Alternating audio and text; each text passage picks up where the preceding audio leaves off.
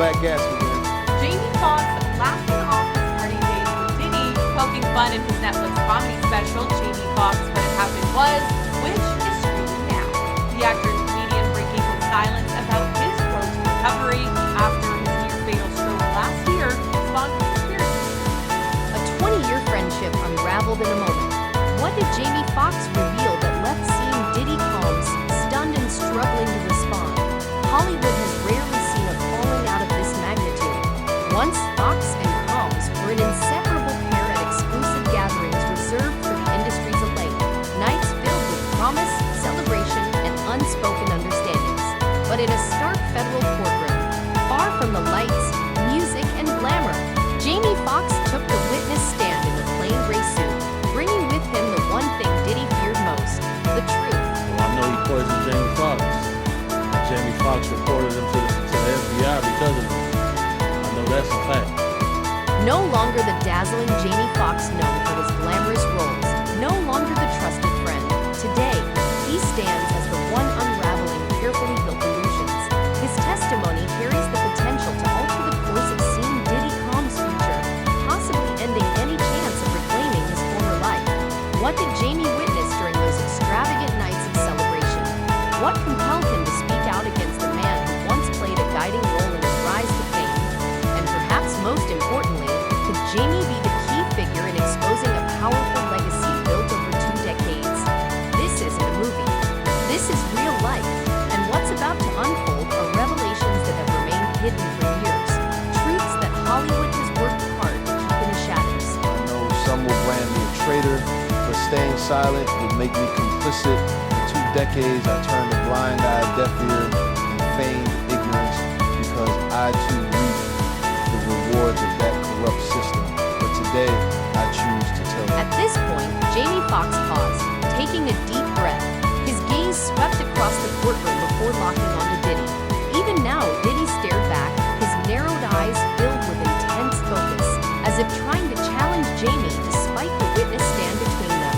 The charges, human trafficking, extortion, and violence, had already captured global attention, but no one expected that Jamie Foxx, once Diddy's close friend and ally during their prime, would be among those to testify. As Jamie entered the courtroom, a hush fell over the room. His hands trembled, and his eyes showed signs of fatigue, yet his voice carried a steady and determined strength. I don't want you to see me like that, man. I want you to see me laughing, having a good time, partying, cracking jokes, doing a movie, television show. I didn't want you to see me with, by being quiet, sometimes things, get out of hand. People said what I got. Some people said I was blind, but as you can see, the eyes are working. Eyes are working just fine. And then, some people talking about I'm clone. Well, check this out. Just kidding.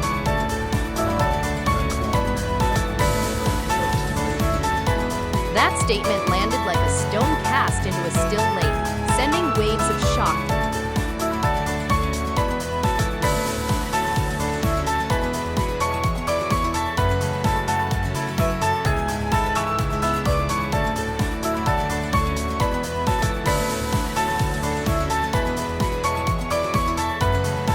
Started hanging out with Sean Combs in 2004, invited to rub shoulders with the music icon, thinking it was a chance to transform my life.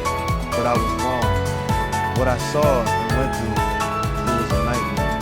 Sean Combs isn't human. He's a monster. To understand, we must go back to 2004, the moment Jamie stepped into Diddy's world and began to realize that the parties millions dreamed of attending were, in reality, far more complicated than they appear.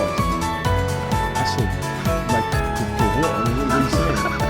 He said, it costs $1.5 million to throw this party. I said, oh my God, I love it. The party's amazing. Yes, the mayor is here. And everything. I said, but that's too much money. I said, you come to my place in LA, I'll throw you a party for $400. That will rival this party. And he got a little mad because, he was like, yo, no, I'm known for this shit. In 2004, Jamie Foxx stood at the pinnacle of fame. His electrifying performance in Ray not only established him as a Hollywood star, but also made him a symbol of raw talent and relentless ambition. Yet beneath the shining spotlight, Jamie found himself drawn into the complex world of seeing Diddy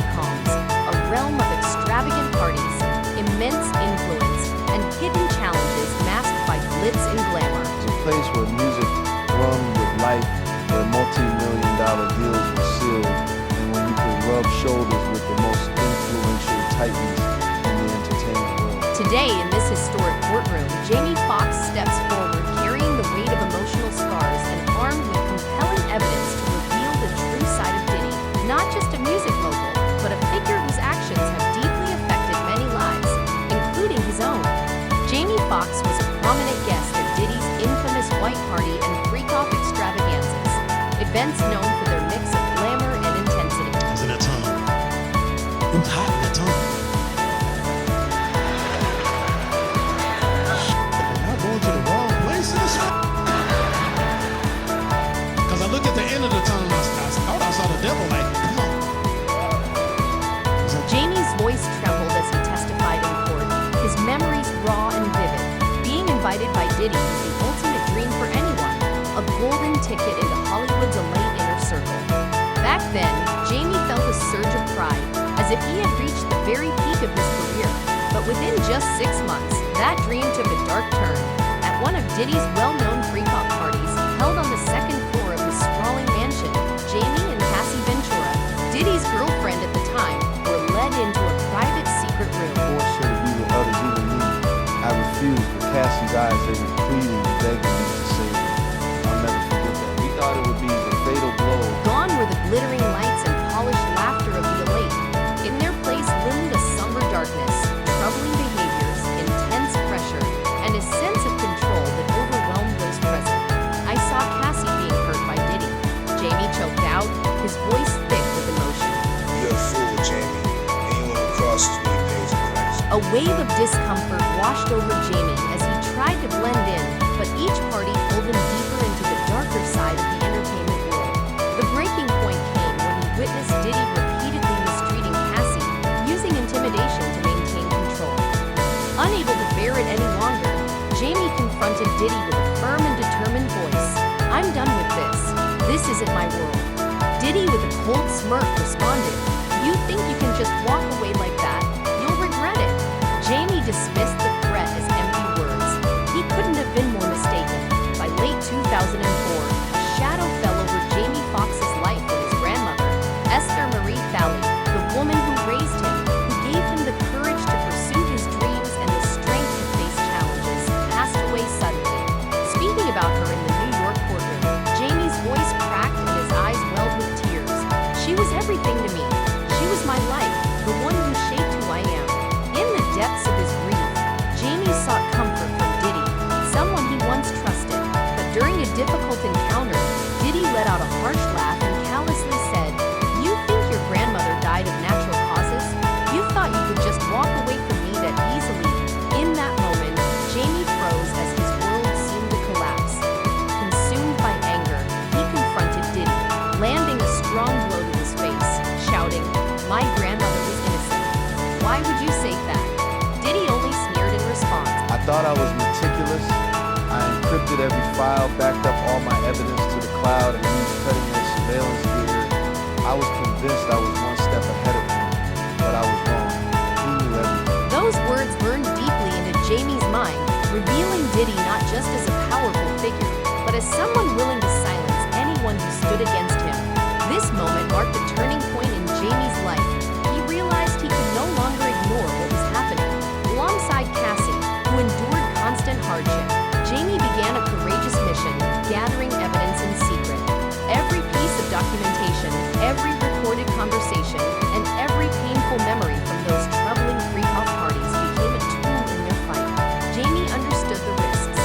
Diddy would do whatever it took to protect his empire, but driven by the grief of losing his grandmother, anger at the injustice, and compassion for victims like Cassie, Jamie transformed from a wounded man into a determined advocate, ready to risk everything to seek justice. We believed that video would rip away his mask, showing the world that Diddy wasn't some music mogul, but a brutal abuser, a true monster. By 2016, Jamie and Cassie decided to take action. They knew confronting Diddy would be an incredibly difficult battle. He was not only a powerful individual, but also supported by a strong and hidden network within the entertainment industry. Yet their belief in justice and the deep pain of what they had witnessed pushed them forward. Together, they released a compelling video, clear evidence showing Diddy aggressively confronting Cassie in the hallway of a luxurious hotel. The footage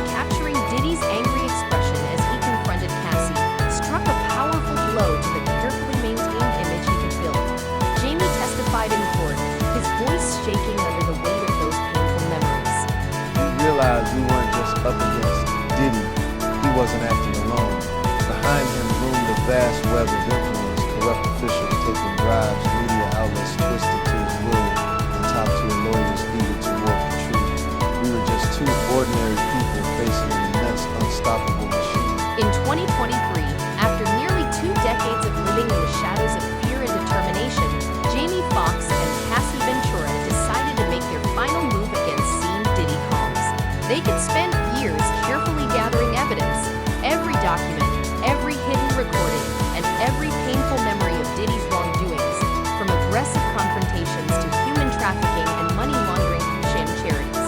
In Jamie's heart, the flame of justice burned brighter than ever. We knew Diddy wasn't someone to underestimate. Jamie testified in court, his gaze steady and full of determination. He had wealth, influence, and a vast network protecting him. But we believe that the truth, no matter how fragile, has the power to bring him down. With the carefulness of those walking a tightrope, Jamie and Cassie prepared to reveal everything. A collection of evidence strong enough to expose not only Diddy, but the extensive criminal empire he led. What they didn't expect, however, was that Diddy had long been aware of their plans. Like a seasoned strategist, he had quietly monitored their every move, letting them believe they had the advantage. In the shadows, Diddy smiled, seeing their efforts as a tragic play with an ending he had already written. He allowed them to grow confident, to dare to hope for justice, only to prepare a decisive counterattack at the final moment, ready to challenge their every expectation. Every document, every recording, every agonizing memory we brought here is to ensure no one else has to endure what we did. Diddy may be powerful, but he's not untouchable, and I'm here to prove it. The night before the scheduled meeting to finalize their plan to expose the evidence, Diddy and his associates showed up at Jamie's doorstep, pretending to be collaborators eager to discuss a new music project. Jamie, having learned to be cautious of every move Diddy made, was prepared. Hidden in his shirt was a high-tech device, a tiny camera sewn into a button, capable of capturing clear footage and instantly uploading it to the cloud. As the door opened, the camera came to life, recording every moment. But before Jamie could react, one of Diddy's men quickly placed a black sack over his head, while another delivered a strong blow to the back of his neck with a baton. Jamie collapsed, his consciousness fading into darkness. He was dragged to an abandoned warehouse on the city's outskirts, a place devoid of light, with the smell of mold and an unsettling atmosphere. There Diddy waited, his eyes shining with a cold satisfaction, like a predator whose trap had closed. He stepped forward, each footfall echoing like a sentence of fate. "You dared to betray me, Jamie," he said, his voice low